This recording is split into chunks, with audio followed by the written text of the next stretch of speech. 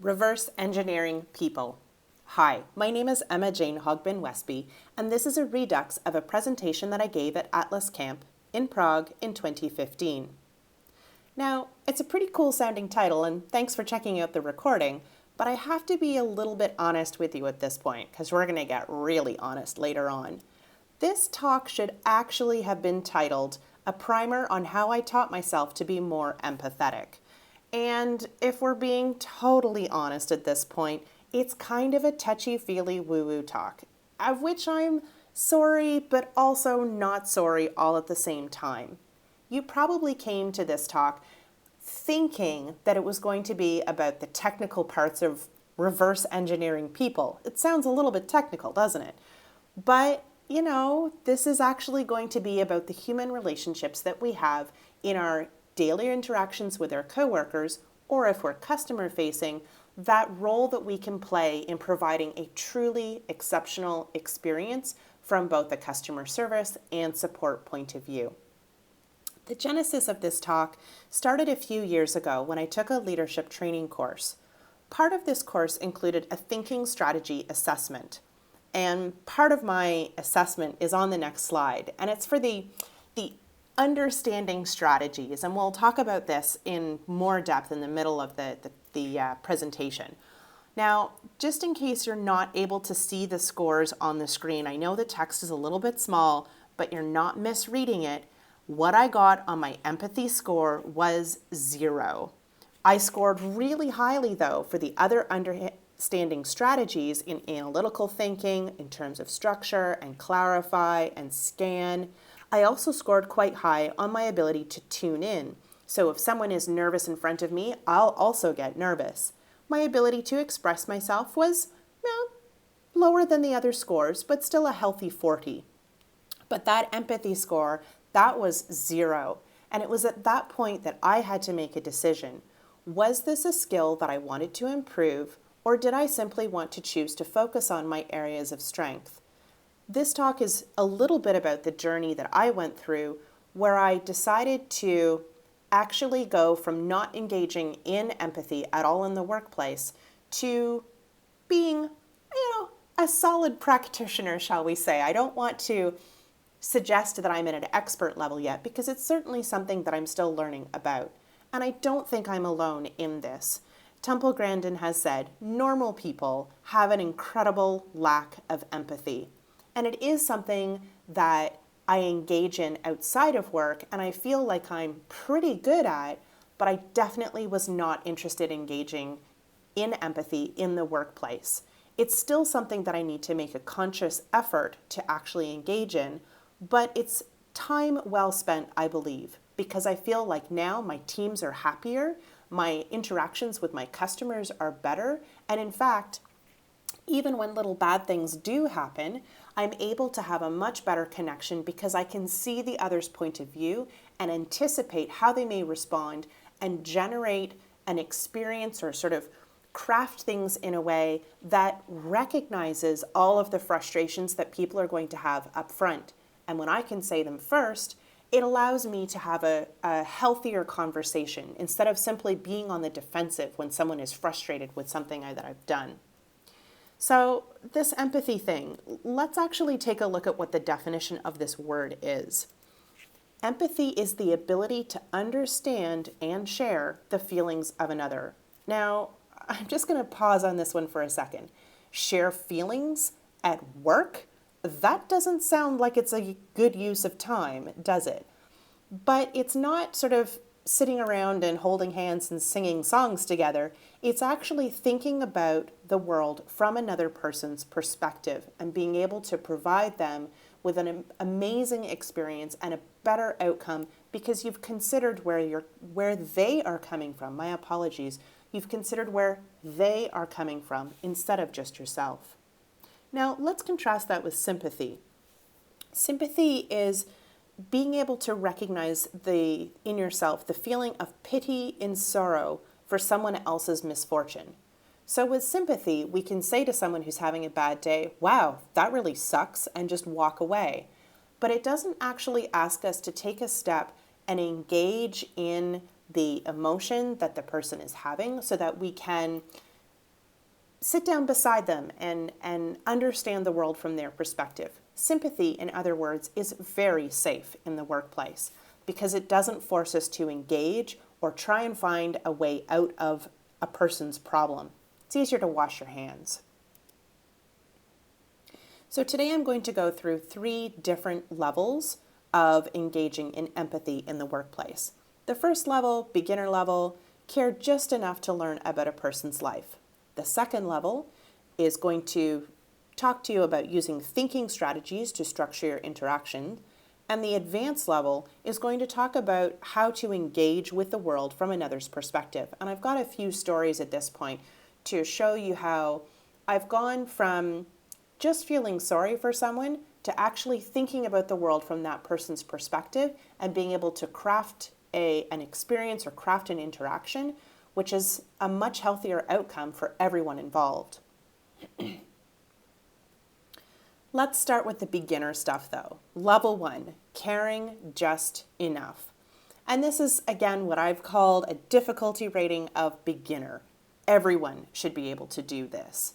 And it's at this point where, if you've heard the expression resources when people are referring to developers, level 1 gets us out of using that resource language and into talking about our coworkers, about our friends, about the people who surround us.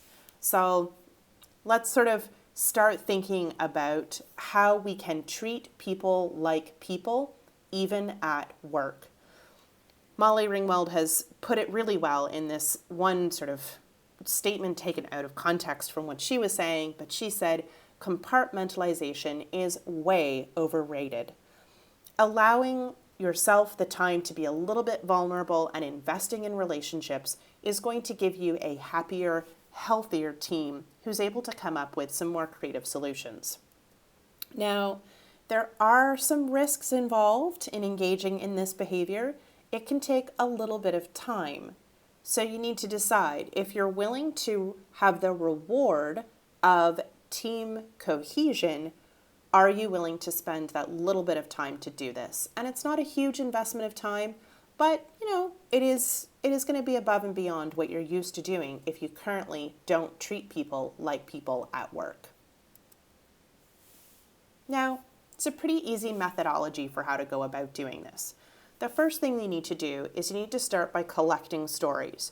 You need to ask people questions. What are their hobbies? What do they love about work? What kind of bugs them about work? And don't get consumed by those stories, but just start to have those light conversations. And the opposite of this is, when I used to start my Scrum calls, I'd start with a very brusque, like, what are you working on today? And instead, all I do now is say, hey, how's everyone doing today? Have you, did everyone have a good night's sleep? It's Monday. Did everyone stay up late watching the Game of Thrones show? Whatever it happens to be, but just engaging a little bit and to begin to collect those stories and learn about people. Now, the next sort of trick on this one is when I say collect stories, I mean listen to people.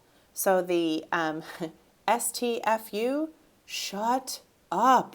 Listen, just don't wait, don't use the story as an excuse to sort of create your own story in your head that you're going to respond with. Listen and engage in the moment. Listen until there is no more story, and only then will it be your turn to respond. And this is a skill. This is something that you're going to have to practice. If you're in the habit of, as I am, maybe cutting people off a little bit early, maybe jumping into a conclusion before you should. This is a skill you can practice. Just listen until there is no more story, and then it will be your turn to respond. Finally, the third step in this sort of beginner approach to empathy is to refer back to those stories that you've been collecting, or to follow up on a previous story.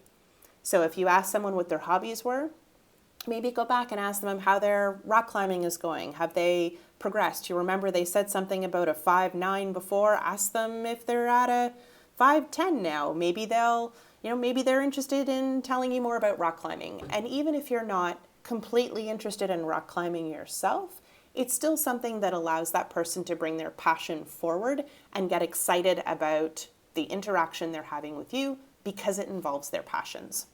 So that was level 1. Now let's take a look at level 2. And I have to admit, this is kind of my favorite part of the talk. These are the thinking strategies, which I consider to be an intermediate level of empathy. And these ideas are pulled from the leadership course, which I took a few years ago. And it was at that leadership course that I really learned about different ways of engaging. It was workplace focused, so in the workplace, but certainly it applied to my personal life as well. And Deborah Tannen has a great quote for us on this one. And that's: the biggest mistake is believing that there's only one way to have a connection. And it's not that I mean your way or their way, or it's just that the mistake that we can make is to fall into a routine, to fall into the trap of having a routine. And so these pieces allow us to step back and think about how we might want to engage differently. Again, there's always rewards and risks. The rewards this time are pretty great.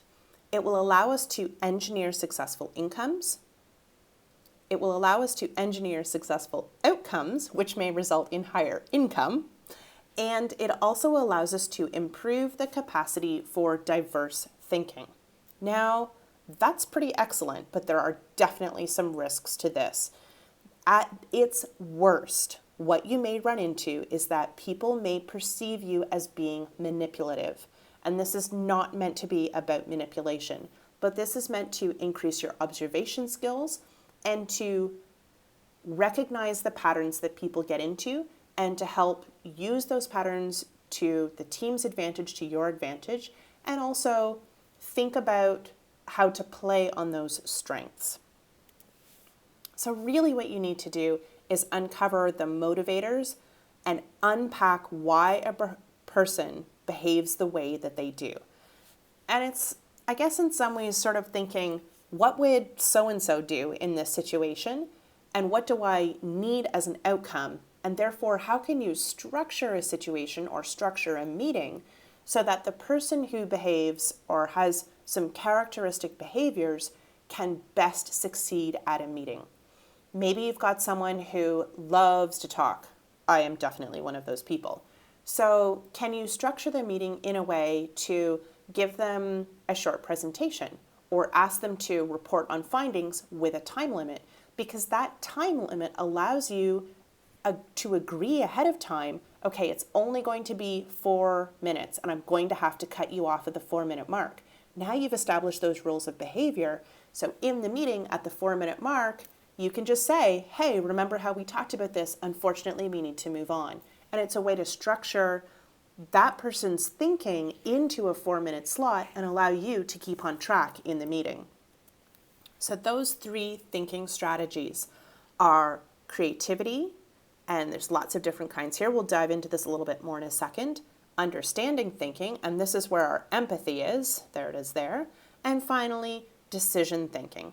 We can think of these as the colors in a stoplight, or green to go for creativity, yellow to slow down for understanding, and finally red to stop or decision making. And they break into sort of warm and cool ways of thinking. So certainly in the understanding, the warm thinking has to do with compassion, tune into feelings, empathize with others, express your feelings, whereas the cool analytical thinking or understanding is scan the situation, structure information, clarify understanding. So there's different ways that this can be sorted down. And I'm not going to spend a lot of time on this, but I just wanted to give you an overview of how all of these pieces fit together. So first we'll focus on the creative thinking. And this is the ability to either muscle through the thinking or to intuit the new idea. So the muscling through I think of as brainstorming, challenging, reframing, envisioning. They're all things that you have to put a conscious effort into, whereas creative intuition just happens. You know, you're in the shower, you've gone for a walk, you're not really thinking about something, and then boom, the idea is there.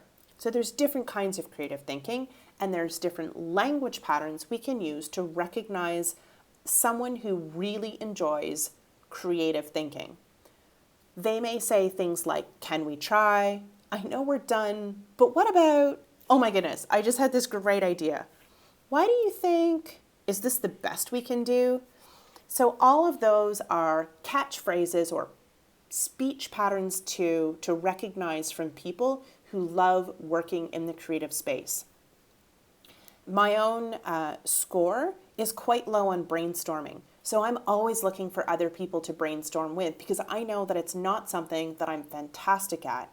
I'm really good though at listening to everything that's going on around me and then suddenly coming up with a new idea that's completely unrelated to what other folks have said. I'm great at flash of insight. And here we've got the next one, understanding thinking. And I talked a little bit before in terms of the warm and the cool thinking. There's sort of that engineering mind, the librarian mind, the information mind, and then there's also the human mind in terms of the empathy and the express and the tune in. And each of these different ways of thinking is a skill that we can develop, and we can choose to engage in that type of thinking or not. And we certainly we understand how we would improve our ability to structure information. That's a way of thinking.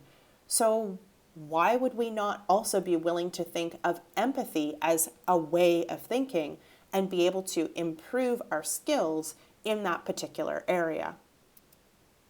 Some of the language patterns around understanding thinking are things like, so what you're saying is, just to clarify, I think this is related to, so I've made this spreadsheet, and that must feel horrible. All of those key words can end up coming out in meetings or interactions with people. I know one of my worst traits is repeating things that people have just said to me to clarify that I have understood the information correctly. And it ends up taking a lot of time in meetings if I'm essentially mimicking everything which has been said. So it's something that I hope my teams, I say to them, just cut me off. Like I have to go through this process for myself. But if you can help me, sort of stop that behavior, then we can get through the meetings faster. And I let people call me on it because it's a pattern that I recognize in myself. Finally, we get to decision thinking. And here we've got things like crux and validate, experience, conclude, also working on a gut instinct or working on a value-driven set of decisions. In these cases, we've got folks who are really getting to the root of a problem. They're able to validate the conclusion with data, and they're able to rely on their own experiences to make decisions to move forward on. The categorization isn't hugely important in terms of what's the difference between gut instinct and conclude or those kinds of things, but I want you to mostly recognize the cluster of stop and decide language. Folks who are really strong decision thinkers are sometimes a little bit impatient with those who have all the creative ideas or just want to sort them out one more time. The categories aren't quite perfect. Decision thinkers also are fantastic, though, at choosing where you're actually going to go for dinner. So if you need someone who can help you get out of that sort of creative thinking that's just gone on a little bit too long, or if you've got that repeating of what someone else has said, bring in those decision thinkers and have them help you come to a conclusion sooner. Some of the language patterns that we need to look for when we're recognizing a decision thinker. I'm ready to move on. I don't know why I think this, but that's someone who's relying on their gut. Last time we tried this, someone relying on their experience. The real problem is someone who's great at getting to the crux of the problem. And finally, my gut tells me. So all of these language patterns allow us to ultimately create better outcomes when we recognize those patterns, because we can say in any given situation, how can I structure the situation to, wait a minute, I have here, help you, help me. I think that should be the other way around. Help me, help you. So we're playing on this idea of I know what I want out of the situation, and this is where the danger of manipulation comes in. I know what I want from the situation, but I want the experience of the situation to be one that increases your trust because I have taken the time to think about how you are going to best or most comfortably engage with the information that I'm about to bring to the table. Just in case you're curious, this was my profile from a few years ago. And you can see here in terms of the green, I'm very high on flash of insight, which means I'm prone to coming up with random ideas. Low, however, on envision and brainstorm. So my strength is more on short-term pivot rather than long-term planning. For me, I don't believe the technology isn't going to change radically in the next 6 to 18 months. So to me, the idea of a 5-year or a 10-year plan, I'm not comfortable in that type of thinking. I can do that kind of thinking, but I'd rather work on the tiny pivots. I'd rather work on, okay, here's the fire that we're dealing with today. How can we restructure things to get out of this fire today? And I love the idea of the reframe. Again, that's the sort of pivot point. Crux I scored low on, but I think I'm actually pretty good at getting to the root of a problem. So we can see here that this assessment, again a few years ago, may not reflect my preferences if I were to take the score or take the test again today. Personal spirit over on the right-hand side, that's essentially your amplifier. How likely are you to engage in any one of these thinking preferences? So that's just kind of a quick little summary that you can see of how these might map out for any one particular person. Now let's move on to the most difficult level, the imagination level, level 3. This is definitely advanced stuff that we're getting into now. The reward is huge. It's at this point that you can come up with truly creative problem solving. The risks, though, are also quite high. This can be incredibly overwhelming for some people. It can also cause doubt for your own value or self-worth if you don't have a strong sense of what's important to you, what are your strengths, what are your known weaknesses ahead of time. If you're arguing from the opposite perspective, it can be easy to lose yourself if you're not feeling confident about who you are. So, kind of risky behavior that I'm about to tell you about. The first one on this sort of point is to seek to understand. And again, this is sort of what I was just saying in terms of complain about yourself from the other person's perspective. One of the stories that I have on this one is a friend of mine and I had a huge disagreement a little while ago, and I was really pretty darn angry about the whole thing, quite frankly. And I took the time to say to him, I want you to tell me how all of this went down. Like, you know that I'm pretty frustrated right now, but we haven't talked about it yet. So tell me how you perceived this situation. And I listened to what he was saying, and I sort of supplemented the story from his point of view. And then I'm sure I burst out laughing at one point because I realized he had completely not understood why I was frustrated. And then when I explained things from my perspective, I'd taken the time to sort of think about things outside of my own anger.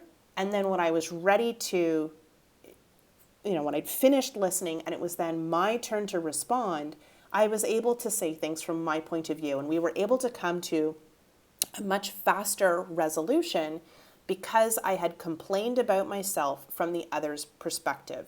So just that sort of role reversal, I was still really angry about things, but I was able to set it aside for a brief period in time to go through things from a different perspective. It's kind of like playing the devil's advocate. Now, the next one is along the same lines, but a little bit different. So in this case, it's not just understanding, but it's also experiencing the world, living your day through someone else's constraints. And I've got a couple of stories as examples on this one. The first one was when I was doing some work for the United Nations, and the product that we were working on was deployed in Nepal. And I was responsible for frontline tech support, so I read all of the incoming sort of technical, your website sucks, everything is not working, I'm really, really, really frustrated. And there was, for me, this incredible pride in the product that we were making, and also this realization that in most cases when you're doing technical support, there aren't people dying on the other side of the fence. There's not, there's not a lot of time that you're going to spend thinking about having empathy for the position that someone else is in because they can't make your software work. But in this case, and on this product, and at this period in time, I was truly amazed that people were willing to take the time to tell us that something was broken. They knew that the product was in beta, and yet here were these humanitarian responders who were taking time away from doing this incredibly important work in Nepal to let us know that something wasn't working. And my response back during this period was always to start with thank you. I'm on the development team, and I genuinely am grateful that you have taken the time to tell us that there's a problem, because it means that we can now start addressing it. I definitely want to help you. I can't wait to see you back in the field and getting on with the important work that you're doing. And I want to make this as fast and as painless as possible. And I genuinely had those feelings of empathy of just, and also complete disbelief that they were willing to take the time to report the bugs to us. And I can't think of many other roles in tech support where I've had this overwhelming sense of gratitude every time a bug was submitted.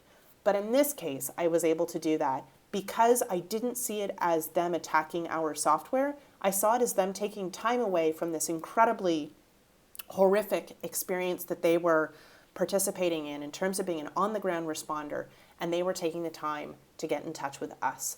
And anytime you're able to engage with your customers in that way and to provide that level of empathy on every single one of those interactions, it was a positive outcome. People were reporting back, and I wasn't doing it for the thanks. I was doing it because I genuinely cared. But the product, even though there were small technical glitches, ended up getting this huge sort of sense of gratitude back from the field responders because they had been treated with compassion and with empathy in that technical dealing. So that's my first little story. Now, the next ones are maybe a little bit, they're definitely shorter and maybe a little bit closer to home. The first one, maybe about a year ago, one of my account directors had broken her wrist. And instead of just asking how her wrist was feeling, which would kind of be on the sympathy level of things in terms of like, you can walk away from that one, I made sure to structure my emails with yes/no questions instead of needing lengthy responses. And often what I would do is I would book a call instead of relying on written communication. So I was taking the time to think about, I'm sure that her wrist really hurts. It's broken. So how can I get what I need faster in a way that won't literally put her in pain? So how can I get this answer? I can rephrase it to be yes, no. Instead of, tell me how you want this done. I could say, would you prefer me to do it this way or that way? Let me know if you want me to book a call. Fairly easy on my part to restructure those emails, but it meant we had a much better communication, and she was, overall less frustrated when she was dealing with me because she wasn't also in pain from having to type out all this information. Next example, in this case it was a client, although I guess it could be your manager, anyone that you're working with, and in this case, he was a super fantastic client. It was like he'd missed client 101, where you learn how to be this horrible, nasty person who's just trying to squeeze you for more development work. No, fantastic client. But every 2 to 4 weeks, he'd get really, really grumpy. And none of us could figure out why there was this shift in behavior. And so one day I just asked him, like, hey, what are you working on these days outside of our project? And he told me, well, I have to submit this report. I don't really, I have to compile everything. I don't really have the time to think about it. I said to him, hey, What if we're able to provide you with more useful tracking information? Can you tell me what goes into your report? And I can help you build a copy-pastable report, because I was reporting to him anyways what we were working on. So we were able to make minor adjustments, and suddenly he wasn't grumpy every 2 to 4 weeks because we were providing him with the input that he needed to be successful at his job. So those are 3 different examples of what I would consider, the advanced strategies of being empathetic with other people. It didn't take a lot of extra time, really, on my part, and I think that it was all genuine. It wasn't in any way manipulative, but it also structured outcomes in a way that allowed other people to win along with me. The thinking process should no more be left to chance than the deliberate practice of a skill.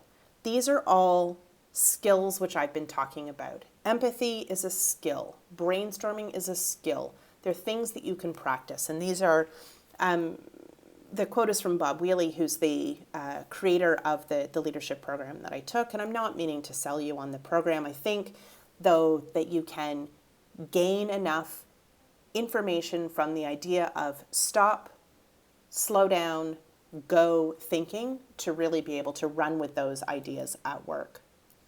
So today we talked about 3 different ways of engaging in empathetic behavior. Level 1 was caring just enough to learn about another person's life. Level 2 was using thinking strategies to structure interactions. And level 3 was to engage with the world from another person's perspective. Or perhaps more to the point, we're going to aim for empathy through sympathy, understanding, and empathy. So again, sympathy, understanding, or I sort of want to change that one to engineering, sympathy, engineering, empathy. But anyways, you get the idea. There's slightly different variations on skills that you can practice if you choose to practice them. As Maya Angelou perhaps famously said, I think we all have empathy, but we may not have enough courage to display it. And it's something that I hope you are now willing to think about, to practice in the workplace, but do it in a way that is respectful of your core values as well. You don't need to go overboard. Start simple, move along from there. But I think that for me, at least, going from a 0 for workplace empathy to where I am now, it's been work for sure. I have to think about it. I have to consciously decide to engage in these behaviors. And another quick story that I told in the presentation, which I haven't given you in this redux of it, was we had a particularly bad deployment. And I was pretty darn angry, if I'm being honest about it. And I talked to my husband, who's a software developer, and said, hey, I'm really pretty angry about this, but I don't want to stifle the team into not being able to fix the problem quickly because I'm angry. Like, we all missed it. I missed it doing the final QA. The client missed it doing their final QA. It got missed in the peer code review, and the developer missed it. Like, we all share the responsibility. So how do I communicate my frustration? My husband's response back was, why does it matter that you're frustrated? As soon as you identify the problem, the developers are going to be madder at themselves than you can ever be at them. So why do you need to be mad at them? Just go in and help them fix the problem. And I have to admit, I wasn't very impressed with his answer. In fact, it may have made me initially more frustrated. But I got on the team call and I was like, okay, I'm gonna give it a try because I've asked him his opinion as a software developer. How would he want to receive this news? So I got on the call and I said, hey, this has happened. I could really use a superstar to help me out and get this fixed. And they jumped all over it. It was just this amazing ability to rally together and to quickly solve the problem in ways that there was no shame, there was no blame. We didn't need any of those things. And it allowed us to work together as a team to come up with creative solutions. We then later had a retrospective to talk about the process, which had allowed this to happen. But it ended up being a really positive growth experience for the team and brought us closer together because I made the decision to think about how would a developer want to receive this news. So I hope that these little anecdotes have given you some food for thought on how to practice empathy. The slides are up on getforteams.com, although you've had the recording as well. A few extra resources for you. I'm reading right now The Speed of Trust by Stephen Covey, who's the son of the other Stephen Covey, 7 Habits of Highly Effective People. And in this case, I think trust and empathy could be almost interchanged. Yes, they are a little bit different, but I'm enjoying reading that book. Becoming Human by Jean Vanier. The training program that I mentioned is available from One Smart World. There's a really great empathy versus sympathy video. It's quite close to the top of the Google results if you just do a search for video empathy versus sympathy. And then finally, one other book, The 5 Dysfunctions of a Team by Patrick, maybe it's pronounced Lencioni. I'm not entirely sure. My apologies for having butchered that if I did, but some extra resources on this topic. Thank you again for having sat through this, and I hope it was of interest to you. I look forward to hearing, perhaps on Twitter, if I go back, I'm Emma Jane HW. Tell me some of the stories that where empathy has been a useful skill to have in your toolkit. Thanks very much.